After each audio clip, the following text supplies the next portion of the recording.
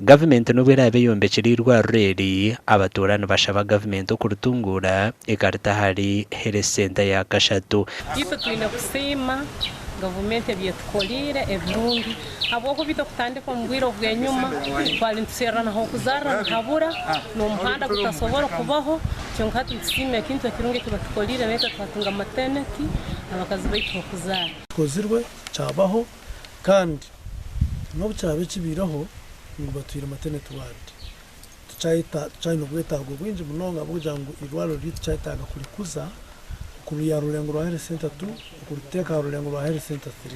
Maternity ward eji neyo kumaraho miliyoni igana omusente za Uganda ahansi enteekateeka ya primary health care kandi district neza kutahebera kuburaho nkakamena n'ebindi. Tujja kukora budget ya latrine na placenta pit na mbere kunaga binyuma then tuongere kole budget tujja kongera tukule mfaliso na blanket kemu kandi na Kigambo maternity ward nayo ntusima munonga ahabwo kuba ina abantu binji barimu nibarga kibare kandi Kigambo nimpango ekodesa za kakabara haza tushanga abantu nibazaraho baburaho kuzara. Abebembeze nibagira ngo irwarureri ryagiro mu bitabo bya gavumenti okutandika kukorwa na nokusyo buhereza abantu.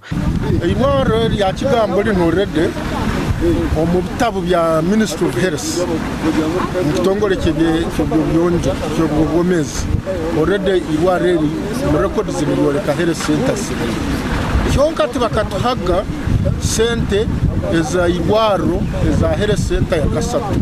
Omuntu wegombora ya Kigambo yabatatunjira obuhereza bw'ebyamagara hirwarure rya Kigambo health center ya kabiri nabaye no kubutunjira hirwarure rya Hapuyo health center ya kashatu ninga kakabara health center ya kashatu kandi nabaye no kushoze sente ziri hagati y'omutwaro gumwe ninga ebiri.